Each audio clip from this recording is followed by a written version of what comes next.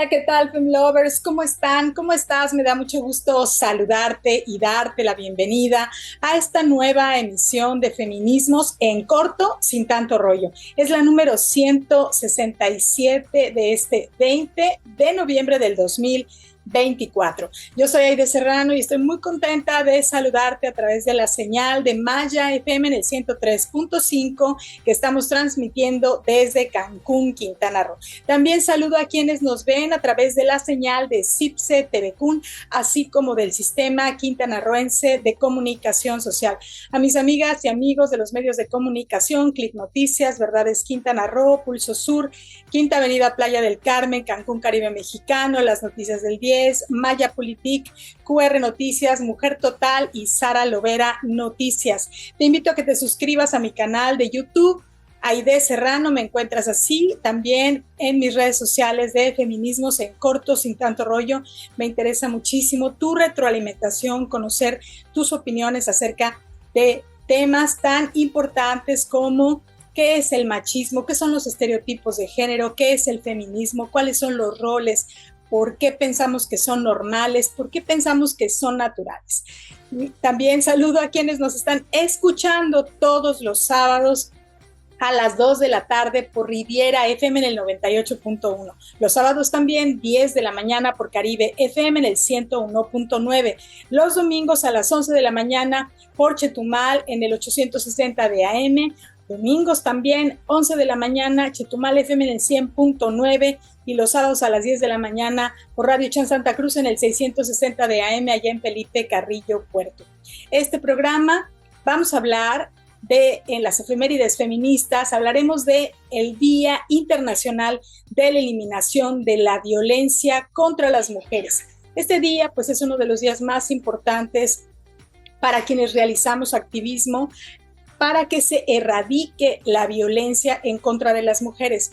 Y bueno, ¿de dónde viene esta fecha? ¿Por qué se conmemora cada 28 de noviembre el Día Internacional de la Eliminación de la Violencia contra las Mujeres? Bueno, en 1981, más de 280 mujeres se reunieron en Bogotá, Colombia, en el primer encuentro feminista latinoamericano y del Caribe y propusieron el 25 de noviembre como un día de lucha contra la violencia hacia las mujeres en memoria de las hermanas Patria, Minerva y María Teresa Mirabal, las hermanas Mirabal, quienes fueron jóvenes activistas políticas y fueron asesinadas en 1960 por la policía secreta del régimen del presidente dominicano Rafael Leónidas Trujillo. Hoy también Fabiola Sumano, la mujer medicina en su círculo de sabiduría femenina, nos hablará de qué es la sabiduría interior, por qué es importante trabajar en ella y cuáles pueden ser estos resultados que pueden también ser útiles en nuestra vida cotidiana.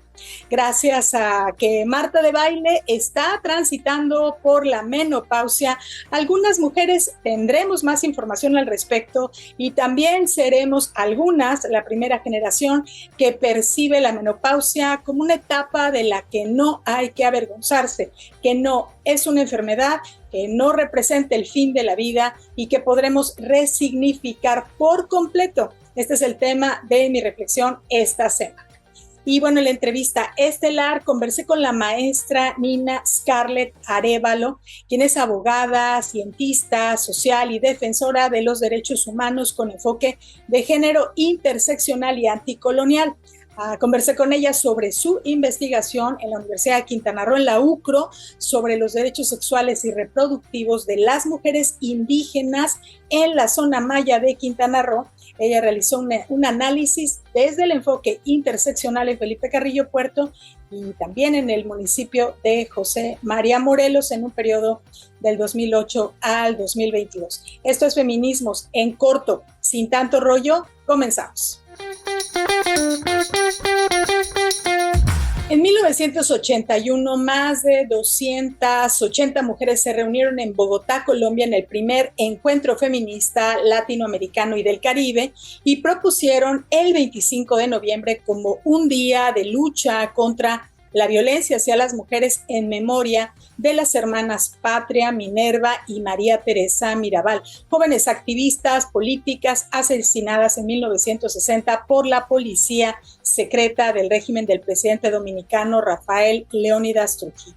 En el año 2000, la Asamblea General de Naciones Unidas designó oficialmente el 25 de noviembre como el Día Internacional de la Eliminación de la Violencia contra las mujeres e invitó a los gobiernos, organizaciones internacionales y a organizaciones de la sociedad a generar acciones y coordinar actividades todos los años en torno a esta fecha para denunciar la violencia que se ejerce sobre las mujeres en todo el mundo y también reclamar políticas en todos los países para su erradicación. La violencia contra la mujer puede adoptar muchas formas, desde agresiones domésticas hasta la trata de personas, la desaparición de personas también, la violencia sexual y en casos extremos esa violencia puede llevar a la muerte.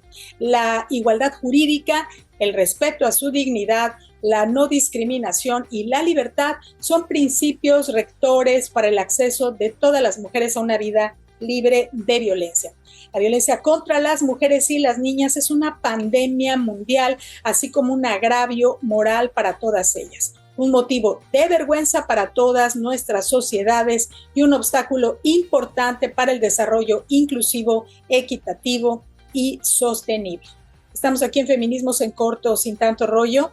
¿Cuál sería tu reflexión acerca de este día? ¿Cuáles son las violencias que padeces si eres mujer? Pero si también eres hombre, ¿cuáles son esas violencias que ejerces contra las mujeres de tu entorno, de tu trabajo, en tu casa, en la calle, y que ya es momento de ponerle un alto?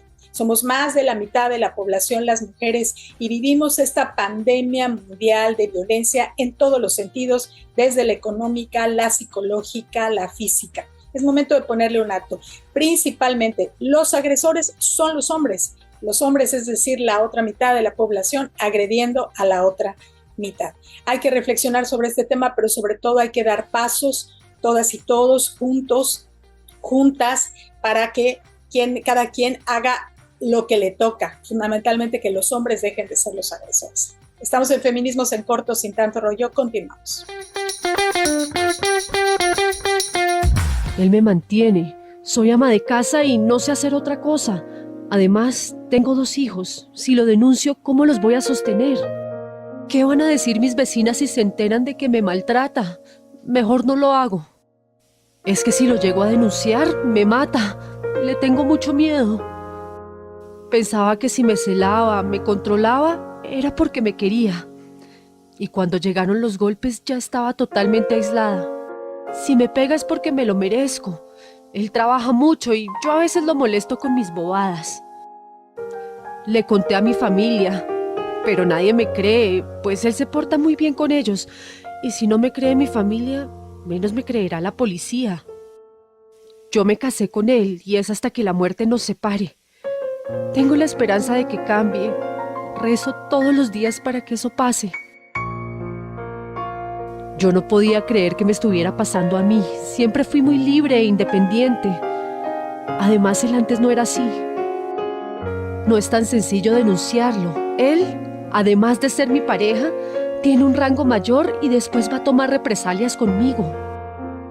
Es que si lo denuncio me va a quitar mis hijos. Prefiero callar y no pasar por la vergüenza de tener que contar esto en un juzgado y que no me crean. Cuando me vi rodeada sentí miedo. No sabía cómo reaccionar y reaccioné sometiéndome. No sé lo que me obligaron a hacer ni cuánto tiempo duró. Lo único que quería es que pasara. Hasta que un día me armé de valor y denuncié. La violencia contra las mujeres es la pandemia en la sombra. La impunidad que disfrutan los perpetradores, el silencio, la estigmatización y la vergüenza que sufren las víctimas y la complicidad social perpetúan la violencia contra mujeres y niñas. Noviembre 25, Día Internacional de la Eliminación de la Violencia contra la Mujer. Hola, soy Fabiola Sumano. Yo les voy a hablar aquí en Feminismos en Corto y Sin Tanto Rollo de la sabiduría interior, de lo importante que es. Cuando una mujer conecta con la sabiduría interior, no solo está transformando su vida, sino que está iluminando el camino para todas las demás. En esa fuerza, en esa conexión, está la fuerza de lo sagrado y también está la magia de lo eterno. Vamos a trabajar en nuestra sabiduría interior. Nosotras somos creadoras, nuestra naturaleza es de creación. Nuestros cuerpos pueden crear vida y podemos crear nuestros proyectos, podemos crear arte, podemos crear todo lo que nosotros queramos. Ahí está disponible esa energía de la creación en nosotras, en esa sabiduría interior que está muy relacionada con la intuición, con esa voz interior que es la voz del alma. Escucha tu corazón, escucha esa voz, escúchate a ti misma y confía. Es muy importante escuchar la voz interior, que es la intuición, y confiar en lo que nos está diciendo esa voz para seguir avanzando en reconectarnos con esa sabiduría interior. Nosotras somos todas las mujeres muy mágicas. Tenemos una energía muy poderosa, tenemos mucha fuerza natural en nosotras. Es un gran momento para activar toda esa energía, para florecer. A cada día vas a ir avanzando en esta conexión tan maravillosa de la sabiduría interior. Es muy importante recordar que nosotras somos cíclicas, que estamos muy unidas a los ciclos de la naturaleza, estamos unidas a los ciclos de las estaciones, estamos con los ciclos de la luna. Nosotros somos mujeres cíclicas. La luna nos cambia cada mes, tenemos los ciclos de la menstruación, tenemos muchos ciclos en los cuales nosotros vamos a volvernos mujeres más sabias cuando fluimos, cuando conectamos con esa sabiduría y fluimos con los ciclos de la naturaleza, que también son los ciclos femeninos, los ciclos que están dentro de nosotros, que mueven nuestras aguas interiores y mueven nuestra vida y nuestra energía. Esa es también parte de nuestra sabiduría interior. Escucha tu cuerpo, ponle atención, crea espacios sagrados donde tú puedes estar en silencio, escuchando tu cuerpo, escuchando tus pensamientos, escuchando tu corazón para que se vayan integrando. Es muy importante integrar nuestra mente, integrar nuestro corazón, nuestros sentimientos, todo se debe de integrar para que así vayamos por la vida siendo auténticas, siendo mujeres sagradas con esa sabiduría. Y algo muy importante también es conectar con esa voz interior que nos va a guiar siempre hacia dónde es el camino, el mejor camino para nosotras. Y recordar que en estos momentos se está reactivando de una manera maravillosa las reuniones de mujeres, los círculos de mujeres.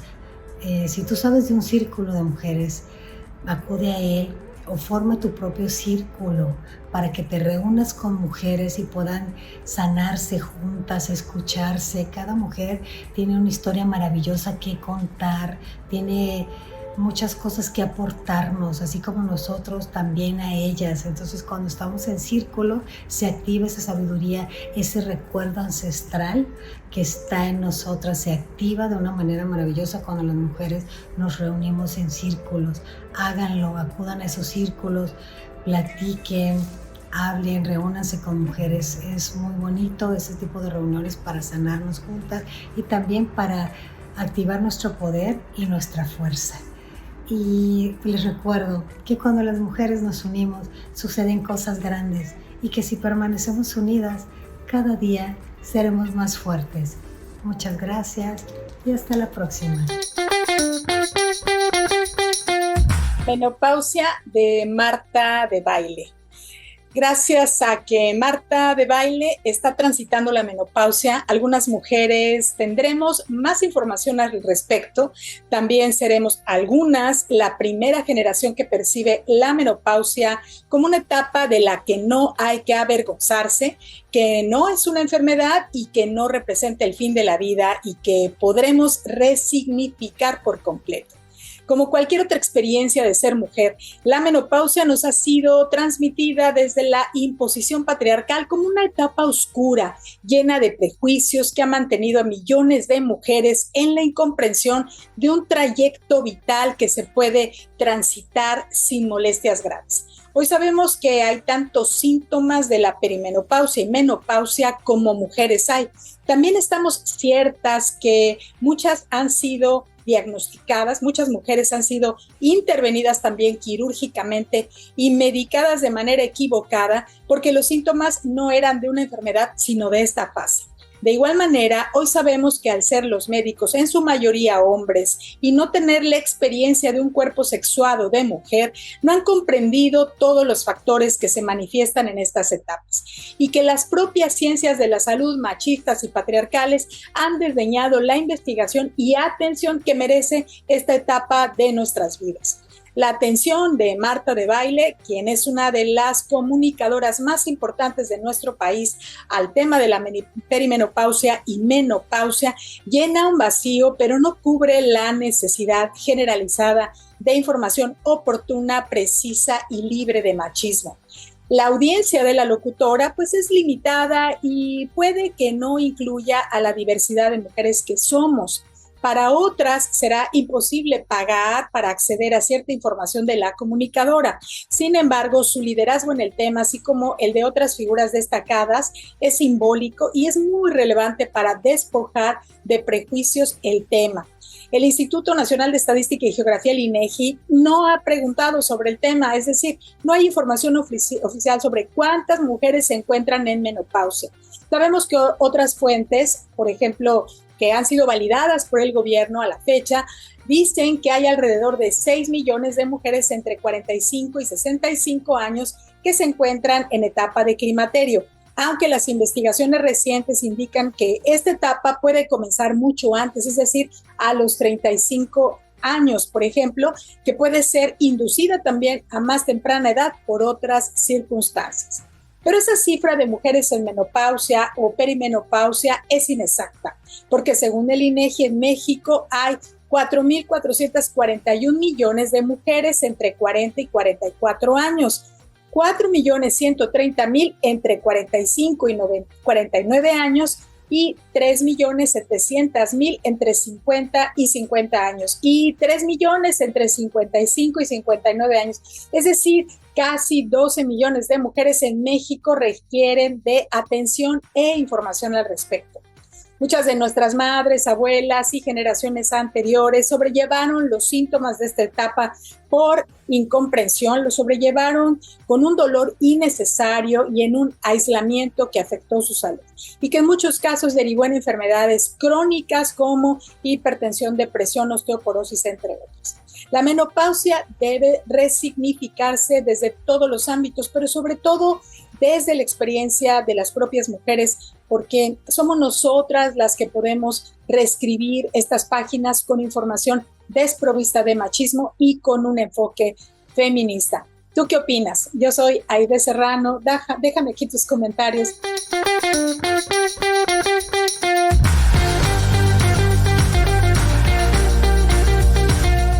Ya estamos aquí en Feminismos en Corto, sin tanto rollo, y me da muchísimo gusto darle la bienvenida a la maestra Nina Scarlett Arévalo.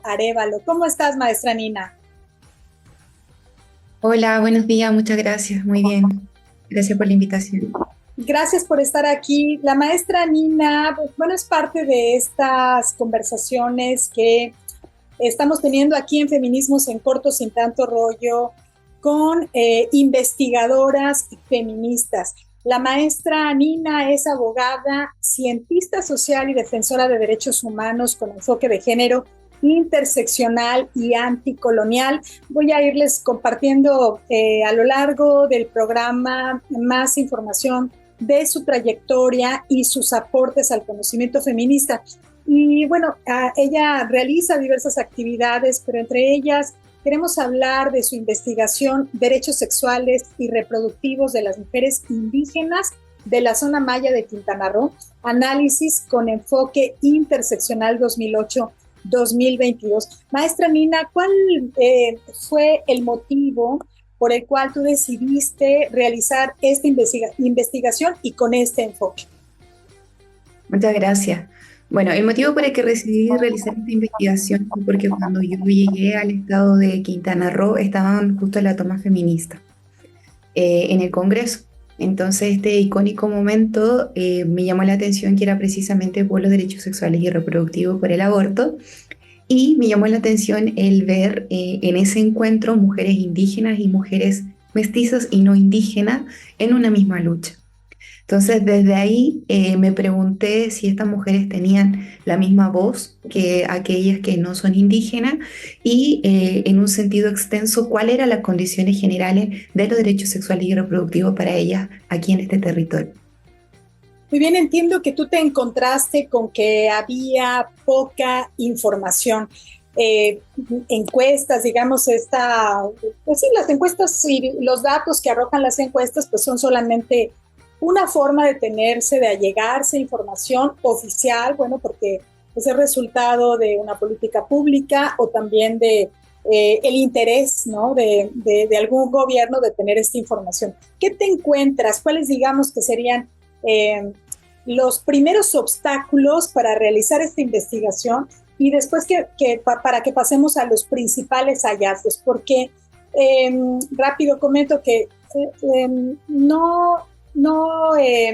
creo que no es reiterativo señalar que la condición de las mujeres en la zona maya de Quintana Roo, pues en muchos casos es de pobreza y de pobreza extrema. Entonces, que una investigadora de tu talla enfoque su esfuerzo, su trabajo en este sector de la población me parece muy valioso. ¿Cuáles fueron los principales obstáculos a los que te enfrentaste en esta investigación? Bueno, el primer obstáculo fue precisamente la falta de información y la falta de estudios, no solo sobre mujeres indígenas, sino sobre las mujeres y, por supuesto, la falta de difusión y alcance a los estudios realizados por mujeres sobre mujeres. Generalmente existía una visión masculina, una visión en que la responsabilidad de los derechos sexuales y reproductivos es machista, es únicamente hacia las mujeres. Y por otro lado, la perspectiva occidentalizada respecto de la forma en que la salud es considerada dentro de la cosmovisión, de las cosmovisiones indígenas. En este sentido, escasamente encontré una encuesta específicamente sobre mujeres indígenas, sobre sus condiciones de vida, que fue la ENSADEMI 2008, que es encuesta de salud de mujeres indígenas. Y en unas escasas páginas señalan toda la violencia obstétrica que viven, desde esterilizaciones forzosas, desde discriminaciones en los hospitales, desde discriminación a la medicina tradicional que ellas practican, todo tipo de medicación, ¿cierto? Desde el modelo biomédico, entre otras cosas. Entonces me encuentro con esta encuesta y los resultados fueron tan catastróficos, era una encuesta tan escuálida, pero al final abrieron prácticamente una caja de Pandora, ¿cierto? Y se dieron cuenta de la realidad que existía, que nunca más la repitieron. Entonces ese es el único dato que tenemos. Entonces yo dije, bueno, voy a ir por otros datos. Me encontré con un estudio sobre desigualdad y pobreza extrema en la zona maya, no enfocado en mujeres, pero sobre desigualdad y pobreza extrema. Entonces ahí empiezo a checar estos estudios y en cuanto a las mujeres me encuentro que más del 50% de las mujeres viven en situación de pobreza extrema, con menos de $1.50 al día. Y el 100% de ellas viven bajo alguna de las líneas del bienestar. Repítenos ese dato. ¿Con qué cantidad de dinero viven las mujeres en la zona maya de Quintana Roo? En la zona maya de Quintana Roo, aproximadamente, voy a checarlo inmediatamente aquí en la tabla, Las mujeres viven principalmente con ayudas del gobierno, o sea, prácticamente con lo que se vive es con programas. Eh, pero incluso con el apoyo de esos programas, más del 50% de las mujeres vive con menos de $1,50 y prácticamente el 100% de las mujeres vive con menos de $2,50 al día. Estamos hablando de que menos de 30 pesos al día. Ese es el presupuesto de las mujeres. Para todo. Para todo. Entonces, claramente, cuando empiezo a comparar el censo económico, porque yo contrasté muchos datos, o sea, yo estudio género, raza y clase. Yo no me quedo solamente con lo social o solamente con la historia oral o solamente con los datos de un libro, ¿cierto? Sino que el enfoque interseccional te obliga a una multidisciplinariedad, a una mirada cross-sectorial, a una mirada en que tú también te permites hacer alianzas con otras personas más conocedoras del tema y en la cual tú vas a empezar a integrar todas las disciplinas que sean posibles.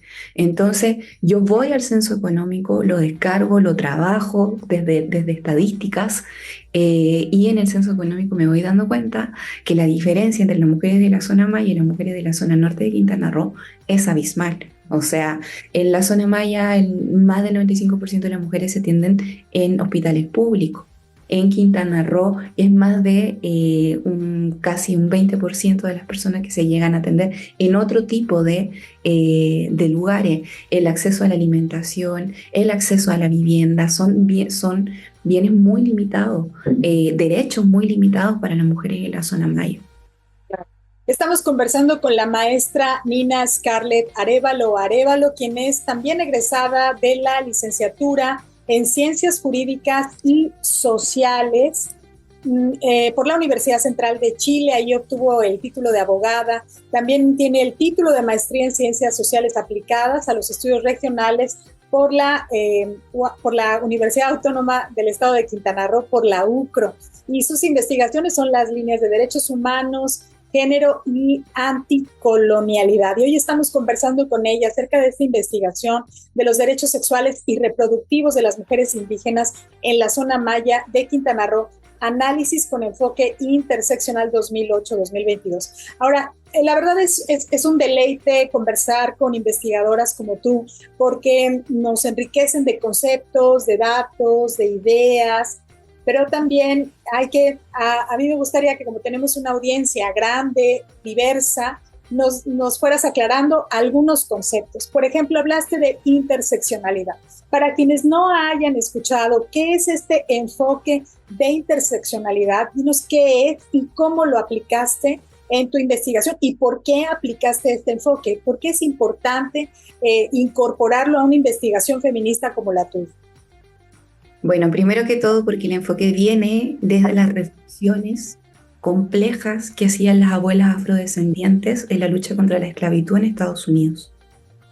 Desde esta complejidad ellas decían, ¿por qué a nosotras nos se dicen el feminismo lucha por que las mujeres vayan a la universidad? Nosotros no vamos a ir a la universidad. Entonces, nuestras problemáticas no están atravesadas solo por el género. Nuestras problemáticas también están atravesadas porque somos negras y somos esclavas. Entonces, los derechos que están peleando en ese momento, que segunda ola del feminismo, que la primera ola según esta categorización europea, ¿cierto? De mujeres que allá tenían los privilegios suficientes como para poder situarse como sujetas de derechos, como personas a quien se le iban a garantizar derechos, ¿cierto? Pero una mujer esclava no tenía ningún derecho. Entonces, en la primera conferencia, que fue la conferencia de ACON, me acuerdo que se da este discurso que la da Sojourner, que es ¿acaso no soy una mujer? Entonces ella les dice a las mujeres blancas, ¿y yo acaso no soy una mujer? Yo sé que yo sudo, yo sé que yo ando levantando los sacos de algodón, yo sé que yo sé que yo tengo que trabajar al igual que mi pareja y al mismo tiempo tengo que cuidar a los niños, pero ¿acaso yo no soy una mujer? ¿Acaso yo no merezco derechos también? Entonces Kimberlé Crenshaw, quien era una abogada feminista, toma todas estas reflexiones complejas que dicen, no, a veces aquí no es solo el género lo que está operando como una manera por la que me oprimen, sino que también tiene que ver con el hecho de que nosotras somos personas, mujeres negras y somos pobres. Entonces ahí viene esta intersección género, raza y clase. ¿Y qué quiere decir esto? ¿Cómo lo apliqué? Que siempre existen desde la academia miradas limitadas respecto de un estudio, ¿cierto? O es un estudio completamente antropológico, o es un estudio completamente psicológico, o es un estudio completamente económico, ¿cierto? O es un estudio solo de políticas públicas. Bueno, el enfoque interseccional dice, mínimamente vas a mirar algún punto por cada una de estas categorías. Entonces, ¿qué hice yo? Lo primero, agarro género, ¿cierto? Ok, digo, voy a investigar toda la situación que ellas han vivido por el hecho de ser mujeres, y ahí tomo como fuente la historia oral. Y hago talleres con grupos focales, como lo fueron la Casa de la Mujer Indígena, María Huicap en Felipe Carrillo Puerto, en que las compañeras tienen un trabajo bien importante ahí con respecto a los derechos de las mujeres. Entonces ellas a su vez ven a muchas otras mujeres. Y asimismo también ellas suelen hablar de sus abuelas, de sus ancestras. Entonces, al final, a través de una persona, tú vas teniendo prácticamente la historia, el relato de muchas otras. Y en círculos también de mujeres en donde el relato de una se va complementando con el de otra. Y por supuesto la sinergia que se da es mucho más honesta. Ni una sola de ellas, ni una sola, dio algún antecedente diferente a que sus abuelas hubiesen sufrido de todo tipo de violencia física, psicológica, sexual y económica. Y que las personas a quienes ella han atendido ya dicen, no hay mujer de más de 40 años que a mí no me haya contado que ya vivió toda esa violencia en su primer matrimonio o en el que sigue ahora manteniendo. Entonces por ahí género, ¿cierto? Después me voy con raza y digo, ok, ¿qué pasó aquí? ¿Cuál es la historia de este territorio? Y ahí llego a la guerra de castas, que yo no la conocía, yo soy extranjera. Entonces cuando voy a los libros de la guerra de castas, de Nelson Reed, de todos los famosos, que Jacinto Pat, que no sé quién más, que no sé, y nunca jamás nombraban a una mujer. Y tuve la fortuna de que Rosy Vivanco, quien es una agente cultural de aquí, en este momento directora del Parque La Ceiba, yo le digo, Rosy, ¿me puedes compartir algún libro de literatura o poesía maya para irme empapando un poco más del sentimiento? Porque yo llegué acá sin conocer a nadie. Y ella me regala el libro de la doctora Georgina Rosado, En busca de María Huicap. Y cuando yo descubro que María Huicap era real y que la doctora Georgina Rosado tenía así un libro lleno de evidencia respecto de ella, yo dije, ya, yo aquí me afirmo. Entonces le empiezo a preguntar a ella por esta figura y empezamos un poco a descolonizar la misma historia que había sido contada por los hombres, en que las mujeres no existían y no tenían ningún tipo de protagonismo. Y ella fue jefa militar, sacerdotisa y reina del territorio maya rebelde durante la guerra de casta. Y ya la última parte fue clase, que ahí es donde me voy al censo económico y empiezo a ver como todas sus condiciones actuales, e incluso tuve la oportunidad de profundizar un poco en la situación del COVID, cómo fue para ella, y bueno, los resultados fue que se profundizaron todas las situaciones de vulnerabilidad que ya vivían. O sea, si antes no tenían acceso a salud, si viven normalmente con $1.50 al día, ahí aprendieron lo que era vivir con cero, con trueque. Así, un saquito de maíz por un saquito de naranja, ¿cierto? Entonces, ahí ya vi los 3 puntos: género, raza y clase.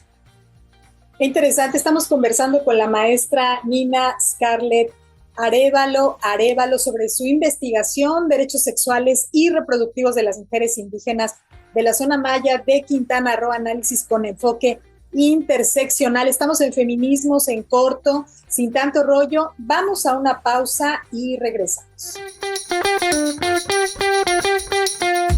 Ya estamos de vuelta aquí en Feminismos en Corto, sin tanto rollo. Estamos conversando con la maestra Nina Scarlett Arévalo, quien ha presentado sus investigaciones en diversos congresos de la UNAM, la UTRO, la Universidad de La Habana, Flaxo e instancias globales a través de Fight Inequality Alliance. También publicó el artículo Vulnerabilidad de las mujeres indígenas de la península de Yucatán frente a la pandemia de COVID. Y justo nos estaba contando acerca del corte, acerca de este tema, de cómo se profundizaron las desigualdades, cómo se profundiza esta brecha como si vivían las mujeres de la zona maya antes de la pandemia con $1.50 al día. Durante la pandemia esa cantidad desapareció, particularmente en un estado como Quintana Roo, que vive sobre todo del turismo. Sabemos que esta parálisis en el mundo, pues no todas las personas la sufrieron de igual manera.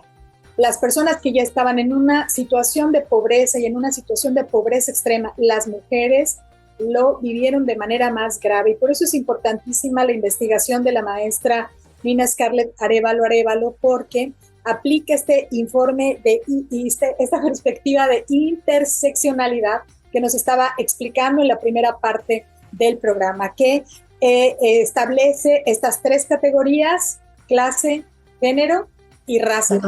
Sí puse atención, maestra. Muy bien. Maestra, ¿qué otros hallazgos nos puedes compartir acerca de tu investigación? Ya nos dijiste que muy poca información, es decir, muy poca investigación, además sin considerar estos 3 factores. También me gusta mucho que al principio dijiste que si había información es desde una mirada masculina. Eso es fundamental, porque la mirada de las mujeres catedráticas e investigadoras definitivamente imprime un carácter y da resultados completamente distintos, porque tenemos esas vivencias de mujeres o de cuerpos sexuados de mujeres, como dirían otras feministas. Y también te encontraste con esta manera de vivir el feminismo, porque entiendo que en la zona maya hay autoidentificación, pero no precisamente como feministas, ¿no? Porque tienen una crítica anticolonial, lo cual me parece importantísimo, estos aportes que están haciendo muchas jóvenes, sobre todo una generación de jóvenes también de maestras, de catedráticas, de investigadoras en la zona maya, que dicen: no ese feminismo europeo, ningún otro, sino nosotras generamos nuestro propio discurso, también nuestra propia lectura de esto. Bueno, sigamos contigo, maestra. ¿A qué otros hallazgos nos pudieras compartir de tu investigación? Sí, bueno, el principal hallazgo de investigación fueron las 100 autoras a las que logré acceder y reunir para realizar un marco teórico 100% por mujeres, luego de que durante mi maestría jamás se me enseñó alguna autora mujer descolonial. Lo cual estoy muy contenta que el día de hoy la Universidad de Quintana Roo esté avanzando a pasos agigantados en materia de género, porque desde el día 1 en que he tocado las puertas para que se avance en esa materia, siempre a todos ha dicho que sí, y estoy muy agradecida. Entonces ahora la idea es que podamos atravesar los currículum con más autoras mujeres, ¿cierto? Segundo, bueno, es importante hacer un contraste. El censo económico señala que un 33.23% de las mujeres en Quintana Roo se considera indígena, mientras que en Carrillo Puerto es un 84.91%. Y en José María Morelos estamos hablando de un 92.10%. O sea, estamos hablando de que toda la concentración de mujeres indígenas está prácticamente en ese territorio, y por eso se da una situación de desigualdad tan grande. O sea, eres indígena, raza, inmediatamente eres pobre, clase. O sea, no hay otra ecuación diferente, al menos que nos muestren estos datos en específico. Ahora, más en los datos sociales me gustaría profundizar en cuanto al acceso a la salud sexual y reproductiva, porque bueno, me acuerdo que mi directora de tesis me dice, cuando ya voy a defender, me dice: nunca te entendí qué tenía que ver María Huicap, qué tenía que ver el Tren Maya, qué tenía que ver el COVID, pero ahora entiendo todo. Entiendo que hay que ver toda esa mirada primero para recién dar una opinión específica sobre un derecho determinado. O sea, no es aislado, no es llegar y situarme en la zona maya, leer un estudio de derechos sexuales y reproductivos, tomar un tratado internacional y decir, esta es la situación, sino que tengo que entender que toda la vulnerabilidad que yo encontré en la garantía de ese derecho tiene un antecedente histórico y tiene un motivo de discriminación racial y de género. Entonces, eso queda graficado con todas las otras categorías, ¿cierto? Entonces, ya cuando logro bajar específicamente a los derechos sexuales y reproductivos, es donde me encuentro con estos datos ya mucho más reveladores y concretos. En cuanto al acceso a la salud sexual y reproductiva, todas señalan vivir discriminación en los hospitales de José María Morelos y Felipe Carrillo Puerto. Estamos hablando de que el hospital está solamente en la cabecera municipal. Alrededor tienen 80, 100 comunidades. Y solamente tienen en el hospital de la cabecera municipal, o sea, ni siquiera hay transporte público desde algunas localidades para llegar a José María Morelos, ¿cierto? Entonces, es todo un problema poder acceder a la salud. Ya el acceso a la salud sexual y reproductiva está limitadísima por la lejanía y el poco acceso a los hospitales. Entonces, recomendaciones específicas para el gobierno: se necesitan hospitales, aunque sea pequeños, en los pueblos, o generar programas estratégicos en los cuales se pueda recoger a las mujeres, qué sé yo, una vez al mes y llevarlas a sus controles, las que quieran este tipo de medicina. En segundo lugar, y maestra, ¿tú considerarías que esta inaccesibilidad a los hospitales, la falta de transporte público, podría estar conectada con el índice de muertes de las mujeres por cáncer cervicouterino o cáncer de mama? Totalmente. Yo leí una tesis que era exclusiva de José María Morelos, que precisamente hablaba del tema del cáncer cervicuterino y la percepción que tenían las mujeres indígenas en José María Morelos, ¿cierto? Y no tengo los datos en específico, pero al menos lo que logré captar es que realmente la situación es bastante grave también en la zona. Entonces, no solamente en materia de salud, cuando ya me paso de salud a seguridad, me encuentro con que una persona, una mujer, una niña, para ir a denunciar un abuso sexual, tiene que moverse sí o sí a la unidad de delitos sexuales en la cabecera municipal. O sea, ni siquiera puede ir a denunciarlo a la policía. Y el peor relato es que señalan tener antecedentes de policías negociando con los agresores y jamás llevando la denuncia a la cabecera municipal. Terrible, muchísimas gracias por darnos esta información que me parece fundamental para poderla visibilizar, porque no es cotidiana que estos datos duros, este enfoque lleguen. Ahora sí, puedes continuar con... Bueno, en segundo lugar, educación sexual y reproductiva. Los estándares de educación sexual integral, que ya son internacionales, no están cumplidos por la educación que ya se da a través de la escuela. Las capacitaciones que dan desde instituciones como el IQM, SEAVECRO, el hospital y el Instituto de la Mujer Municipal. Yo hice entrevista en todas esas instituciones además para ver en concreto qué políticas públicas tenían. Revisé el material educativo, no cumple con las expectativas, con lo que corresponde en derecho, con un programa de educación sexual integral. Entonces el relato común, el video del feto, que era un video que se lo ponían cuando tenían como 12 años, de un bebé, que supuestamente era un feto y era un bebé grande, ¿cierto? Que lloraba y decía que por favor no lo abortaran, ¿cierto? Entonces es una educación totalmente machista, responsabilizada en las mujeres, con una falta de seriedad terrible. Entonces, recomendación, cuando me tocó pensar en recomendación, yo hice mi propia recomendación, pero después yo volví a retroalimentar mi tesis a la zona maya con todos los resultados y me dijeron: nos gusta tu retroalimentación, pero sabes, Nina, nosotros ya tenemos un programa de educación sexual integral desde la perspectiva maya. Así que a mí me gustaría que me abrieras el espacio para que en tu tesis mejor digas que ya tenemos nuestra propuesta. Claro que sí. Claro que sí, tienen el conocimiento y se llama el SACBEG de la sexualidad. El SACBEG en maya es el camino blanco, es lo que te lleva a la evolución, ¿cierto? Entonces se llaman el SACBEG de la sexualidad y han hecho un montón de talleres. Interesante. Estamos conversando con la maestra Nina Scarlett Arévalo sobre su investigación acerca de los derechos sexuales y reproductivos de las mujeres indígenas en la zona maya. Nos estamos enfilando hacia el final de la entrevista, de esta conversación con la académica y esta investigación tan interesante de nuestro estado, de nuestra casa, porque Quintana Roo es nuestra casa, no solamente la ciudad donde vivimos, no solamente, la cuadra y la comunidad inmediata, sino también la zona maya y las mujeres que la habitan y que, como nos ha contado la maestra Nina, viven vulneración permanente a algo tan básico como estos derechos sexuales y reproductivos, el derecho a la salud, el derecho a una vida libre de violencia, entre muchos otros derechos. Maestra Nina, pues algunas, recomendaciones o propuestas que se hayan derivado de tu investigación que quisieras compartir aquí en el programa. Creo que se quitó el audio. Sí. Ahora sí. Me preocupa mucho la situación de la medicina tradicional en la zona, la manera en que se está invalidando el conocimiento de la partería indígena.